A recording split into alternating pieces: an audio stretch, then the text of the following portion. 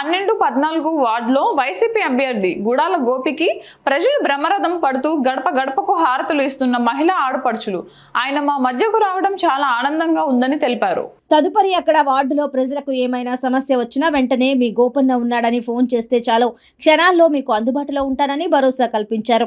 ప్రతి గడపలోనూ జగనన్న ప్రభుత్వం చాలా అద్భుతంగా ఉందని, ప్రతి ఇంట్లోనూ పార్టీలకు అతీతంగా జగనన్న అందిస్తున్న సంక్షేమ పథకాలు, పెన్షన్లు, అమ్మఒడి, విద్యా దీవెన, జగనన్న ఆసరా, నవరత్నాలు, వాలంటరీ సచివాలయం వ్యవస్థ స్థాపించి ఈ ప్రభుత్వం చాలా అద్భుతంగా పనిచేస్తోందని, వచ్చే 2024 ఎన్నికలలో మేమందరం గోపన్న వెంటే ఉన్నామని, పాలకుల నియోజకవర్గం నుంచి గోపన్నని గెలిపించుకొని జగనన్నకి బహుమతిగా ఇస్తామని, పాలకులలో వైఎస్ఆర్సీపీ పార్టీ జెండా ఎగురవేస్తామని అక్కడి ప్రజలు తెలిపారు. ఇక్కడ పాలకులలో వైఎస్ఆర్సీపీకి ఉన్న అశేష స్పందన అంటే సీఎం జగన్మోహన్ రెడ్డి గారు ఏదైతే మన పథకాలు ఫలాలు ఈ రెండు బేస్ చేస్తూ ఏదైతే జగన్మోహన్ రెడ్డి గారు ఇచ్చిన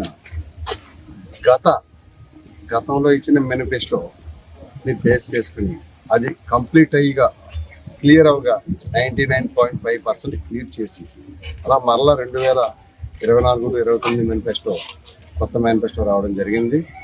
ప్రజలు గతంలో జగన్మోహన్ రెడ్డి గారు చెప్పినట్టే చేశారు. అంత గత ప్రభుత్వం వారు టీడీపీ వారు చేసిన చెప్పడం మోసం చేయడం వారికి ఆనవాయితీగా వచ్చింది. జగన్మోహన్ రెడ్డి గారు ఏదైతే ఆ రోజు పాదయాత్రలో నిర్ణయం తీసుకుని చాలా క్లియర్గా చెప్పడం జరిగింది. ఆ రోజు చెప్పిన ప్రకారం 99.5% అన్నీ చెప్పినవి చెప్పనివి కూడా యాడ్ చేసిన గొప్ప వ్యక్తి, మహోన్నత వ్యక్తి అయిన గౌరవ ముఖ్యమంత్రి గారు జగన్మోహన్ రెడ్డి గారు ఈ రోజు మరలా ఆ రోజు ఒక షార్ట్ తీసుకుని వచ్చి 2014లో మళ్ళీ అప్పుడు బాబు గ్యారంటీ అంటే బాబు భవిష్యత్తు గ్యారంటీ అంటే ఇప్పుడు బాబు భవిష్యత్తు లేకపోతే ప్రజల భవిష్యత్తు అనేది మాకు కూడా అర్థం కావట్లేదు. బాబు భవిష్యత్తు గ్యారంటీ అని చెప్పి మళ్ళీ ప్రజల్లోకి మళ్ళీ అదే ముగ్గురు ఆ 2014లో ఆ ముగ్గురే మళ్ళీ ఇప్పుడు మళ్ళీ ఆ ముగ్గురే మళ్ళీ బాబు భవిష్యత్తు గ్యారంటీ. ఇప్పుడు గమనించాలి, ప్రజలకు భవిష్యత్తు గ్యారంటీయా బాబుకు భవిష్యత్తు గ్యారంటీయా ఇది ఒకసారి క్లారిటీ ఇవ్వట్లేదు వాళ్ళు. అది ఎవరికి భవిష్యత్తు గ్యారంటీ ఒకసారి అది చెప్పి ప్రజల్లో తిరిగినా ప్రజల్లోకి మీరు వివరించినా బాగుంటుంది. మీ భవిష్యత్తుకి మీరే గ్యారంటీ ఇచ్చుకున్నారు, ప్రజల భవిష్యత్తుకి మీరు గ్యారంటీ ఇచ్చినా అది ఎలాగ చేయలేరు మీకు. ఎందుకంటే గతంలోనే చేయలేరు. మీకు మొదటి నుంచి 94 నుంచి ఏదైతే మీరు పార్టీని ఎదుటి వ్యక్తి నుంచి దొంగిలించారో ఆ రోజు నుంచి ఈ రోజు వరకు మీరు చేసేది అబద్ధాలే తప్ప ఈ రోజు వరకు ఏది నిజం చేయలేదు. మా జగన్మోహన్ రెడ్డి గారు కష్టంతో ఆయన పార్టీని స్థాపించారు. ఆయన కష్టంతో ఈరోజు పార్టీ అధికారంలోకి రావడం జరిగింది. మరోసారి కూడా అధికారంలోకి వస్తున్నాం. మేము 100% గ్యారంటీగా వస్తాం. ప్రజలు మేము గడప గడపకి అంటే ఎలక్షన్ క్యాంపెయిన్ చేస్తుంటే అసలు ఆ అశేష రెస్పాన్స్కి అసలు మాకు తిరగా అవసరం లేదనే అంత ఆనందం అయితే అయినా సరే ప్రజల్లో ఒకసారి కలవాలని వెళ్తాం జరుగుతుంది. ఎంత రెస్పాన్స్ అంటే ఎదురొచ్చి జగన్మోహన్ రెడ్డి గారు ఆయనే బాబు ఆయన పెట్టిదే బాబు తింటున్నాం, ఆయన పెద్ద కొడుకు లేకపోతే నా మనవడు అసలు అవ్వాతాతలు చెప్పే మాటలకి మనకు కడుపు నిండిపోతుంది. ఎందుకంటే భోజనం కూడా చేయనంత ఆనందం వేస్తుంది ప్రజలకు. జగన్మోహన్ రెడ్డి గారు మరొకసారి వచ్చి ప్రజలందరినీ ఏదైతే మేనిఫెస్టో కూడా చాలా అద్భుతమైన మేనిఫెస్టో ఇచ్చారు. అవ్వదాతలకి 3500-500 రూపాయలు పెంచడం జరిగింది.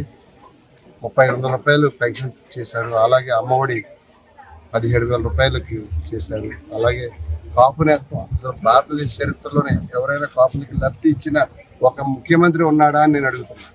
ఈరోజు 30,000 రూపాయలు డైరెక్ట్గా నేరుగా వారి అకౌంట్కి పంపించడం జరుగుతుంది. 4 దఫాలుగా 1,20,000 రూపాయలు చేయడం జరిగింది. అలాగే ఈబీసీ నేస్తాం, అలాగే మరలా రైతు భరోసా 16,000కి పెంపు, అలాగే సున్నా వడ్డీ, అలాగే డోక్రా ఒక గ్రూప్కి వచ్చి 3 లక్షల రూపాయలు అంటే ఎంత చాలా టాప్గా ఆయన చెప్పింది చెప్పినట్టుగా నిర్ణయం తీసుకుని చేయడం ఏదైతే జరిగిందో చాలా హ్యాపీగా ఉంది. జగన్మోహన్ రెడ్డి గారు మరోసారి అధికారంలోకి రావడం ఖాయం. మరలా వైనాట్ 175 అనే ఆ సంఖ్య ఖాయం, 25 ఖాయం. మళ్ళీ జగన్మోహన్ రెడ్డి గారు అధికారంలో కానీ పాల్గొన్న జెండా ఎవరైనా ఖాయం. అలాగే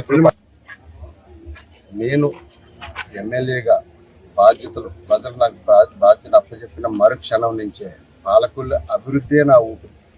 పాలకులు ప్రజల కోసమే నేను ఉదయం లేచి నుంచి 6 నిమిషాలు కష్టపడి పాలకుల్లో ఒక సమస్య కూడా నేను ఉండకుండా ఖచ్చితంగా నేను చేయగలను నమ్మకం నాకు ఉంది.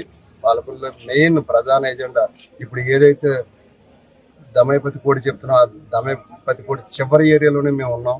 అక్కడి నుంచే మాట్లాడడం జరుగుతుంది. దామేపతి కోడి, బెజవాడ కోడు, అలాగే పంట కాలువ, కెనాల్, అండర్ గ్రౌండ్, ఇవన్నీ కూడా చాలా మేజర్ ప్రధాన ఎజెండాలు ఉన్నాయి. డ్రైన్, అలాగే లింక్ డ్రైన్ చాలా పెండింగ్స్ ఉన్నాయి. ఇవన్నీ కంప్లీట్ చేసి ప్రజలు అడిగి నాకు డ్రైన్ వేయలేదని అడిగే పరిస్థితి కాకుండా మేమే వెళ్ళి ఎక్కడ ఇబ్బంది ఉందో తెలుసుకుని మా లోపల ఉన్న మా నాయకులు, కార్యకర్తలు, ప్రజల్ని, మా వైఎస్ఆర్ కుటుంబం తెలుసుకుని పలానా ఏరియాలో ప్రాబ్లం ఉంది, ఇది చేస్తే ముందు బెస్ట్గా ఉంటుందని చెప్పి ముందు అది కంప్లీట్ చేసి పాలకొల్లులో మళ్ళీ మనం 2029 ఎలక్షన్ నాటికి మళ్ళీ మనం ఓటు అడగటానికి వెళ్ళినప్పుడు నాకు పని చేయలేదనే మాట అనిపించుకోకుండా నేను చేసి పాలకొల్లు ప్రజలకు నన్ను గెలిపించినందుకు వారికి ప్రత్యేకంగా రుణం తీసుకుంటానని చెప్పి పాలకొల్లు నియోజకవర్గ ప్రజలందరికీ ప్రత్యేకంగా